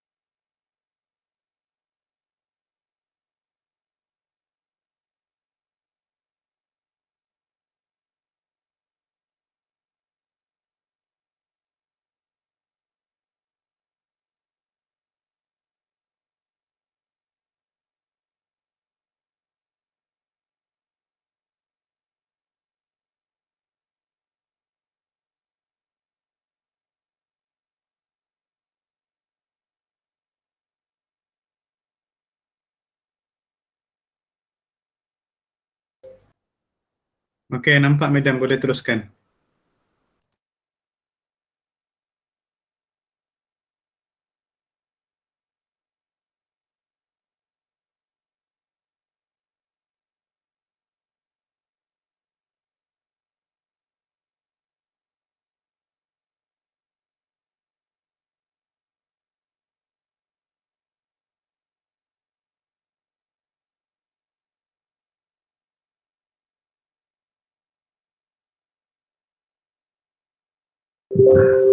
Buka speaker, madam.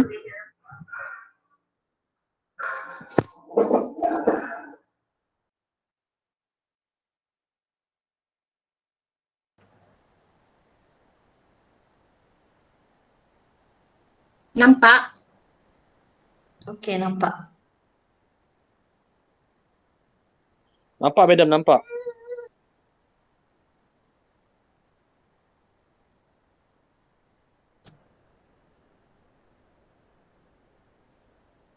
Ini untuk 4 tahun. Okey, jadi dia keputusan sebenarnya ada yang 4 tahun tu masih bukan dalam pencapaian seperti ini, ada yang masih tercicil. Jadi itu mereka akan masuk ke kumpulan intervensi nanti. Okey, seperti saya kata, bagi masa untuk mereka. Okey, kerana kita kena consider sekarang adalah PDPR, kita tak bersemuka. Okey, ibu bapa bantu kita untuk mengajar, sudah bersyukur sangat. Okey, supaya mereka balik bersemuka ke kelas nanti, kita kena berusaha lebih lagi lah. Okey, sekurang-kurangnya bila bersemuka, mereka dah bukan mula dari kosong, mereka sudah dalam pertengahan jalan sudah. Okey, Sharina ini 5+. Okey, bermaksud next year dia akan ke prasekolah.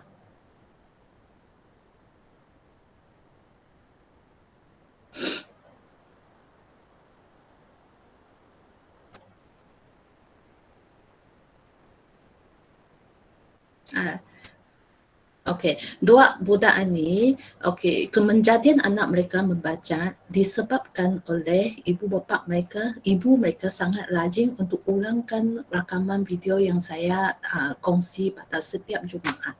Itu sahaja rahsia mereka bila saya tanya mereka. Okey, bila saya call tanya mereka, mereka ulang saja. Okey, seterusnya sekarang kita masuk ke perkongsian pembelajaran berasaskan projek. Ada bila saya sharing dengan guru tadika swasta di Paduan dan Kemas minggu yang lepas, banyak cikgu tanya macam mana pembelajaran berasas projek boleh diajar waktu PDPR. Okey, ini yang paling asas kami prasekolah kami boleh buatlah. Ini adalah slide yang seterusnya saya akan tunjukkan. Ini adalah ringkasan rumusan. Okey, nama projek kami adalah projek I Love Planting. Okey, itu nama projek. Jadi saya mula dari Mei. Boleh nampak semua? Okey, saya mula dari Mei. Kalau tak nampak, beritahu saya. Terima kasih. Okey, hingga Ogos. Okey, agak panjang 3 bulan. 3 bulan lah. Okey, fasa pertama. Okey, cikgu nampak saya selitkan civic di sini. Kadang-kadang saya selitkan civic, kadang-kadang tak ada. Ikut kesesuaian. Okey, dan fasa pertama adalah literasi civics, iaitu saya membeli pendedahan kepada anak-anak murid. Okey, talimat dulu, talimat kepada ibu bapa. Nampakkah cikgu, selalu saya akan memperkenalkan sesuatu kepada ibu bapa, saya akan bagi taklimat dulu. Okey, kerana saya selalu melihat perspektif ibu bapa, mereka ada yang mungkin tak tahu apa itu projek. Okay, jadi kita kena bagi taklimat untuk kesediaan mereka. Sekarang saya selalu ingatkan saya sendiri, bukan saya seorang sahaja yang ajar. Ada separuh cikgu lagi di rumah. Jadi saya kena bincang dengan cikgu di rumah itu apa yang berlaku dengan seterusnya. Because pembelajaran berasaskan projek itu bukan 1 malam 2 malam. Dia ambil masa yang panjang. Jika berlaku dalam kelas, mungkin 1 bulan boleh jadi. Tetapi kerana sekarang PDPR, banyak kekangan masa dan halangan dari ibu bapa juga. Sekarang cikgu sudah pecah menjadi 2. Jadi saya panjangkan tempoh projek itu. Okay, jadi saya bagi taklimat kepada ibu bapa seperti yang saya taklimat kongsi tadi, okay, supaya memperkenalkan perisian pendekar projek ini kepada ibu bapa, supaya tahu dia bersama dengan cikgu, komitmen ada dengan cikgu, okay, dia tahu apa yang cikgu sedang buat dalam grup itu. Okay, jadi tajuknya, tempo dia, objektifnya, kebaikannya, belajar melalui projek, anaknya belajar melalui projek. Jadi membimbing ibu bapa dari semasa ke semasa ketika menghadapi masalah pelaksanaan. Seperti saya cakap tadi, ibu bapa ini tiba-tiba dilatih jadi cikgu. Sebelum tu mereka tidak dilatih cikgu. Jadi kita kena selalu bimbing mereka. Okay? Jadi itu dikira sebagai latihan lah. Okay. Jadi fasa pertama, jadi beritahu mereka macam mana proses pendekatan projek ini dijalankan. Okay. Bagi mereka info pendek ini. Selepas tu perkenalkan fasa pertama pada 20 Mei. Okay. Tengah objektifnya. Okay. Fasa pertama, kedua ini saya lebih kepada literasi civics, iaitu membimbing anak itu mencintai alam sekitar. Okay. Mencintai alam sekitar. Okey, kemahiran yang perlukan untuk mencintai alam sekitar, okey, kita fokus kepada fauna, okey, tumbuhan. Kalau kamu nak tunjukkan kamu cintai alam sekitar, bagaimana, apa yang kamu perlu buat? Jadi mereka perlu kemahiran untuk menanam, okey.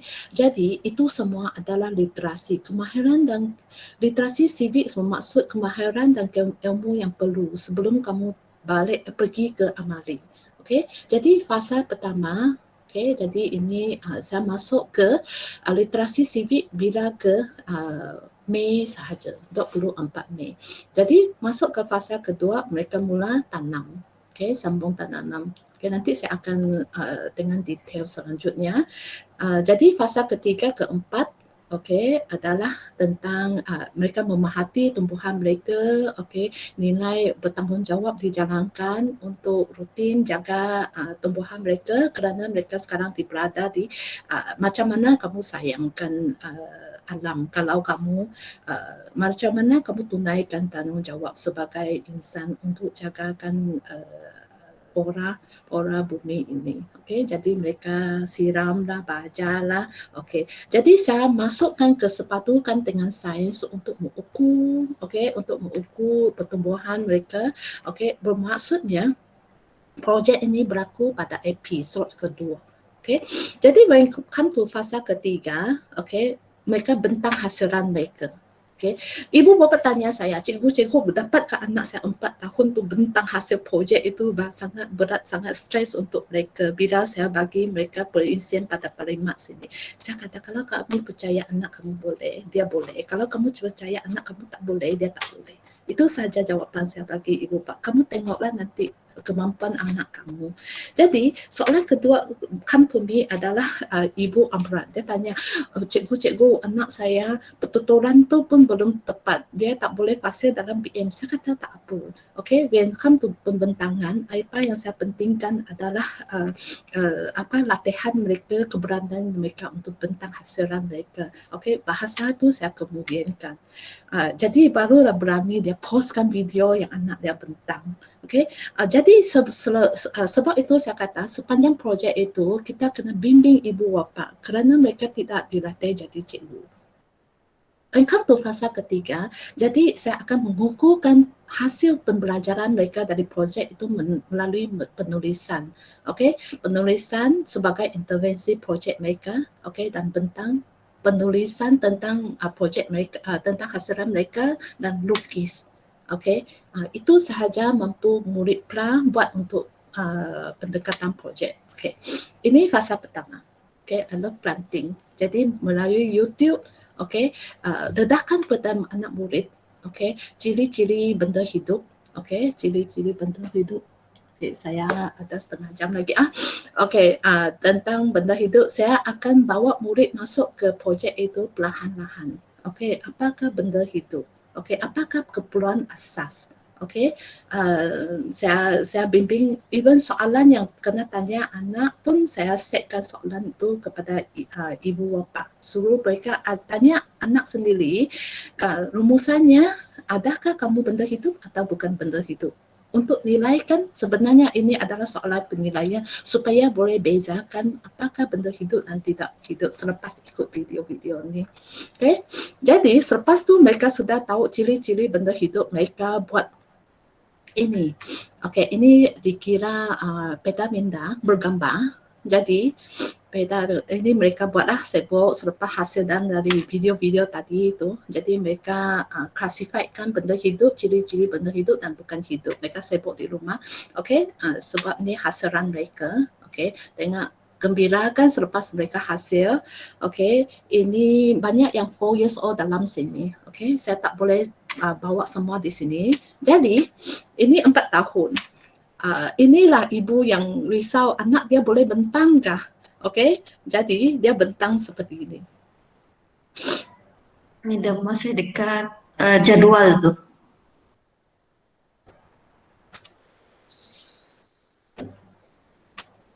Slide Madam dekat jadual tu, senarai semak. Oh kah? Ya, masih dekat situ.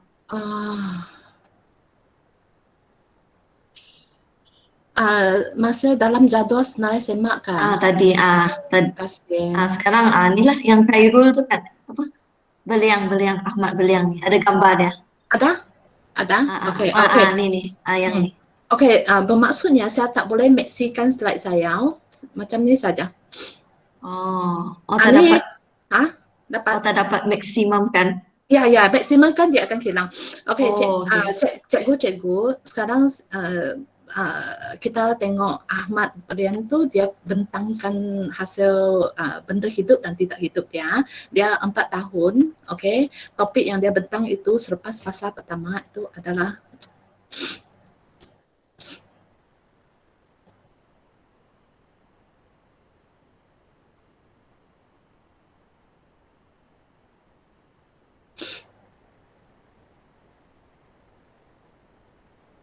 okey. Bermaksudnya dia 4 tahun saja cikgu. Sekurang-kurangnya dia tahu keperluan asas benda ciri-ciri benda hidup adalah boleh bergerak. Okey. Jadi itu sudah mencukupi untuk budak yang 4 tahun. Okey, ini adalah ada banyak pembentangan budak yang lain saya tak tayangkan di sini. Okey, kita ke sini. Fasa pertama lagi untuk projek adalah planting. Jadi di sini saya bawa civics masuk. Okey, civics kasih sayang kepada alam sekitar. Jadi saya tekankan video kemahiran. Saya fokus kepada literasi. Tadi adalah ilmu, benda hidup adalah ilmu. Sekarang masih berada di literasi civics iaitu kemahiran menanam tanaman. Okey, jadi melalui video. Okey, selepas tu when come to Amari, okey, saya bimbing anak. Ini lesson plan saya. Okey, bimbing ini saya post, semua ni saya post dalam grup. Ajar macam mana ajar anak mereka. Okey, jadi saya sharekan jadual pemerhatian ni. Okey, jadi mereka kena catat pertumbuhan ketinggian pokok-pokok mereka, okey, fasa-fasanya, okey, sampai setiap fasa itu perkembangan pokok mereka. Jadi saya bawa masuk sains, early science masuk ke sini. Okey, jadi pendidikan moral pun saya masuk sini. Cuba tengok, saya masuk KD, ketemperan diri, kemanusiaan, sains awal, okay, early science di sini. Then jadi ini hasilan dia. Okay, ini saya projek intervensi untuk menggugurkan apa yang mereka belajar dengan menulis petikan, petikan ni, okay, petikan tentang tumbuhan mereka. Jadi mereka menulis ini gambar satu lagi hilang. Okay, ini adalah tumbuhan sharing. Okay, sharing dia tanam endabi. Okay, ibu dia selalu tunjukkan saya pertumbuhan pokok dia. Selepas tu pada musim ni dia jual endabi itu untuk kepada jirannya sebagai pendapatan tambahan. Okay, jadi ini adalah fasa kedua projek. Okay, sambungan kepada lesson plan yang lepas tu. Jadi semakin besar sudah. Okay, tumbuhan mereka semakin besar. Ini hasilan mereka. Okay, ini endabi yang ditanamkan oleh mereka. Jadi mereka akan bentang projek mereka. Okey, ini yang nampak ni adalah video. Ini post oleh ibu bapa. Okey, masa mereka bentang. Okey, ini adalah catatan mereka.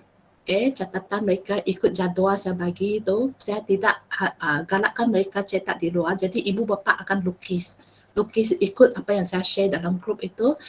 Ini dia saya and Sabi dia tanam, selepas tu dia jual bagi jiran mereka. Saya tak sempat sharekan video dia di sini ya. Okey. Tengok ni semua melibatkan video masa mereka bentang. Ini dia tanam halia tapi halia dia mati. Jadi dia tukar kepada halia. Dia tanam pokok ciri. Dia tanam ciri akhirnya. Okey. Selepas tu come ke fasa ketiga, mereka mula bentang sudah. Okey. Ini mula bentang sudah. Ini Shalina pembentangan dia.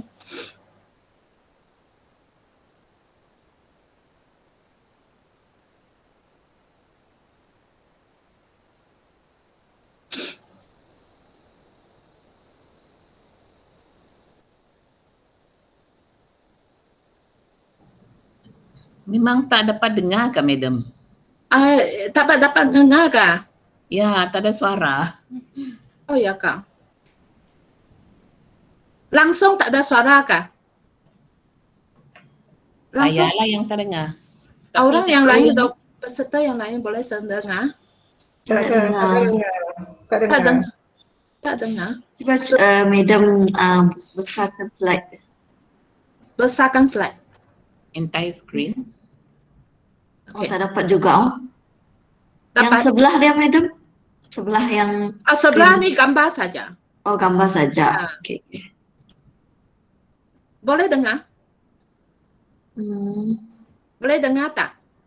Video ni? Ya. Tak ada. Tak ada dengar. Masih dekat slide tu. Tak ada, Madam. Macam mana? Boleh bagi saya masa lagi kah? Mungkin Cikgu Alif dapat bantu bagian ni.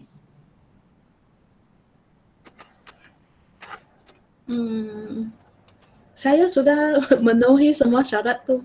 Tak ada suara. Sekejap Halo. Okey.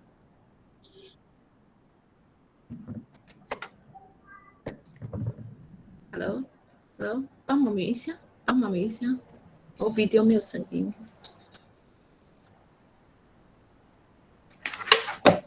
Sabar ya cikgu.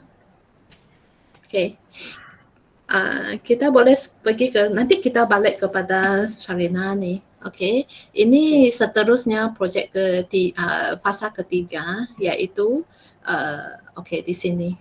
Ini intervensi projek. Okey, untuk mengukuhkan hasilan projek mereka akan lukis apa-apa saja tentang tanaman mereka. Jadi mereka lukis dan tulis. Okey, nak share kan? Sekejap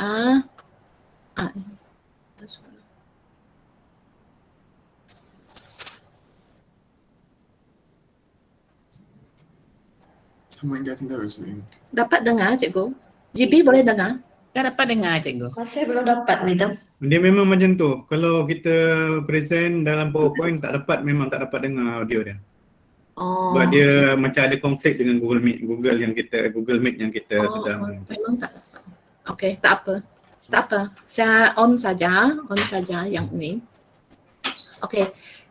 Yang di sini adalah welcome to Julai 29. Selepas pembentangan, saya boleh menilai setakat manakah kejadian sasaran projek ini. Jadi saya buat intervensi projek melalui AP.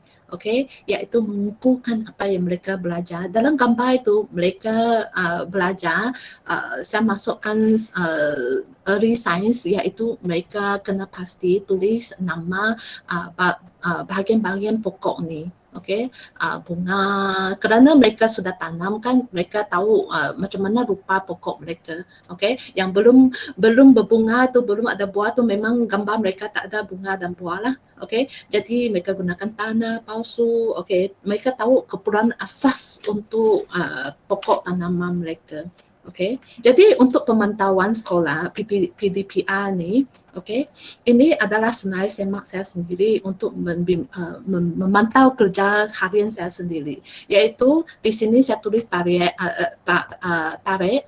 setiap hari, okey, PDPR saya ke Sendang Pengai itu untuk slot pertama ke kedua. Di sini saya tuliskan learning standard pembelajaran untuk rujukan IPPK nanti, okey, dan di sini sisipannya kalau saya ajar civics, kamu tengok civic PKJR tu saya buat catatan sini kerana dia banyak membantu saya dengan panduan di senarai semak sini. Mana yang sudah hantar, belum hantar tu saya akan tik, yang belum hantar itu bila keesokan kadang-kadang live tak bagus, laporan tak boleh buat, saya akan balik untuk tengok sini belum tik, saya kena buat. Okey, ini adalah pemantauan kendiri saya lah untuk kerja. Okey, dan di sini cikgu boleh nampak kami hantar RPH dan semua evidence PDPR tu ke Google Drive sekolah. Okey, Google Drive sekolah ini disediakan oleh Cikgu Alif, PK sekolah. Jadi dia senangkan cikgu untuk menghantar semua hasil pengajaran kami ke sini. Termasuk semakan RPH oleh guru besar pun dalam Google Drive. Okey, di sini pemantauan penilaian, okey, ini disediakan oleh Cikgu Alif, inisiatif Cikgu Alif untuk minta cikgu semua gunakan ini sebagai guideline untuk penghantaran kerja-kerja tulisan anak-anak murid kita. Cikgu Alif saya tambahkan bahagian sini, bermaksudnya tarik sini untuk tajuk surat 1 dan 2 untuk rujukan saya sendiri. Jadi siapa yang belum hantar, kenapa tak hantar di sini? Di sini adalah sangat penting untuk saya.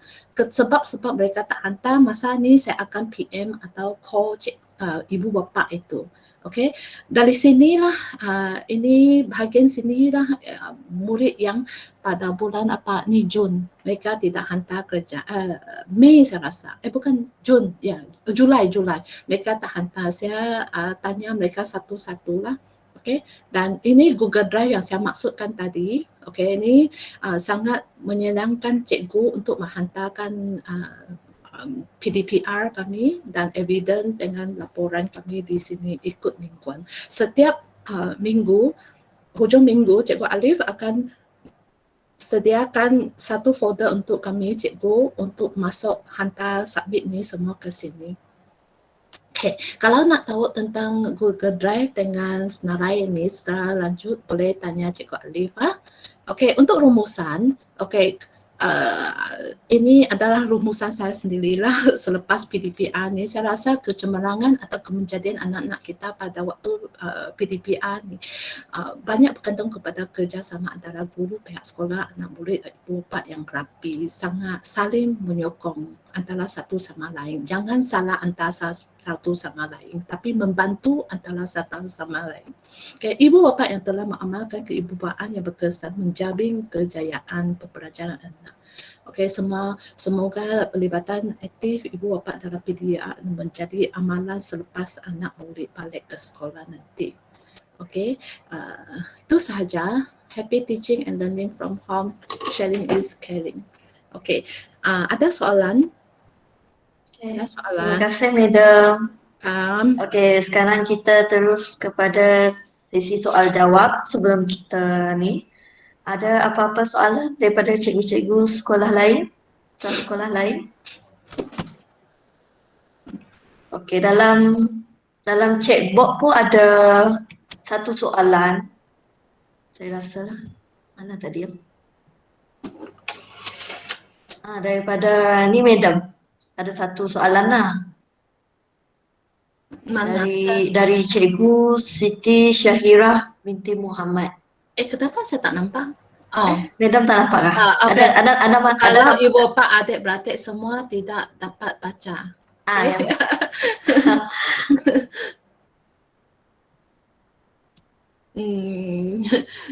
Ada juga macam ni, adik-beradik semua tidak dapat baca. Ya. Itu masalah besar tu. Okey, Cikgu Siti, ini kena cari bantuan dari orang luar ni untuk cari balik cikgu tu. Cari balik. Adakah adik-beradik ini berada di sekolah yang sama? Itu yang soalan yang utama saya ingin nak tahu, adakah adik-beradik ini dari sekolah yang sama? Ya, sekolah sama tapi dua adik-beradik dia tu masuk PPKI. Oh, kadang-kadang kan ini kena rujuk balik ke ini satu projek besar ni. Kalau adik-beradik semua tidak pandai membaca, bukan masalah kecil. Ada banyak sebab, kita kena lihat faktor-faktor menyebabkan mereka tidak pandai membaca. Susah saya nak jawab di sini, cikgu. Kita kena patah balik kenapa dari abang kakak mereka, mungkin jin ke, mereka lambat. Cikgu jangan tengok anak-anak yang kecil ni, masa kecil mereka tak pandai membaca, when come to SMK mereka fasil bercakap, fasil membaca, cikgu, kerana minda mereka lambat buka. Okay? Jadi saya tak boleh bagi satu jawapan yang utama di sini, kenapa, macam mana cara untuk selesaikan dia. Banyak faktor kita kena kaji di sini. Ada soalan yang lain? Okey. Terbuka pada guru-guru prasekolah yang lain. Jika ada sebarang pertanyaan, dipersilakan.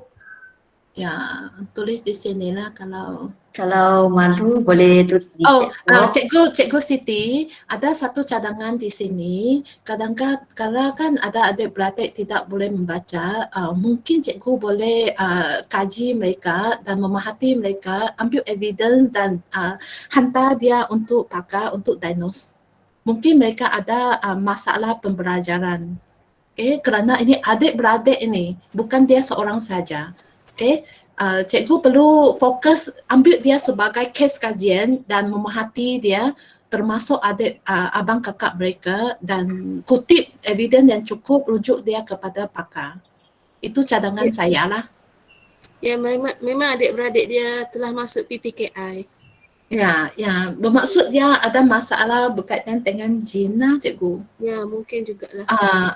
Jadi sebenarnya budak ini yang perlu kita fokuskan, perlu dibantu oleh cikgu. Cikgu cuba diagnose dia, cikgu. Ya, terima kasih. Okey. Sama.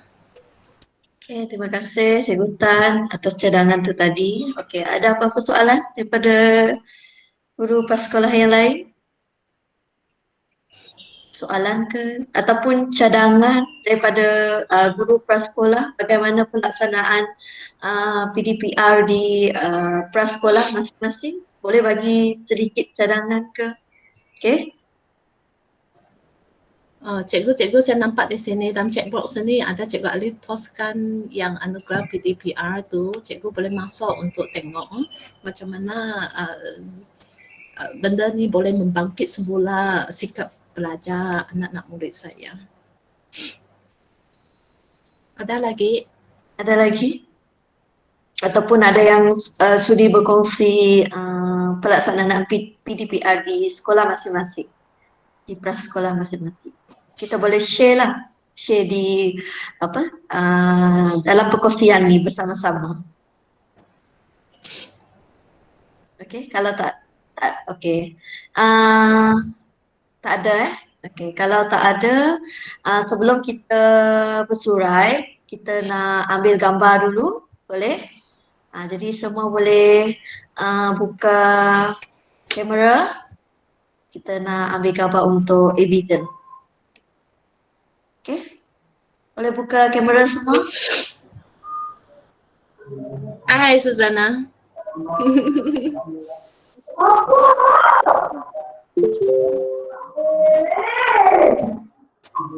Okey, 1, 2, 3. Okey, Cikgu Alif juga tolong Okey, 1, 2, 3. Okey. Cikgu-cikgu yang menghadiri perkongsian kita petang ini, jangan lupa untuk mengisi Google Form pendaftaran. Okey, petang ni. Okey. Kalau dah isi, tahniah diucapkanlah kepada semua cikgu. Okey, jadi sampai di sini sahaja perkongsian kita. Terima kasih banyak-banyak kepada Cikgu Tan, Chiu Hong atas perkongsian kepada guru-guru prasekolah Zon Lambe dan juga semua guru-guru SK semua prasekolah di daerah Miri. Okey. Jadi terima kasih juga kepada semua guru-guru yang sudi mendengar perkongsian kita pada petang ini. Terima kasih banyak-banyak. Okey. Bye. Bye, terima kasih Bye. semua. Terima kasih semua. Hai Cikgu Suraya. Terima kasih semua. Cikgu Suraya apa khabar? Cikgu Suraya. Alhamdulillah. Cikgu Suraya senyap-senyap. Terima kasih semua. Cikgu Suraya. Rindu lah dengan pujuk kona. Rindu ke kita juga. Malam lagi kelak kan? Ya, malam ada baca Yasin. Okay. Siapa lagi? Oh, dalam sini. Oh, Cikgu Merika. Thank you, Madam. Welcome, Cikgu. Thank you semua kerana hadir. Bye-bye. Walip, Plantisan kah? Ya, betul. Mana? Di Muib. Oh, Muib. Okay. Good luck. Okay, terima kasih. Hai, Cikgu Jack. Thank you, Cikgu Jack jemputan. Tak perasan Cikgu Su dalam sini.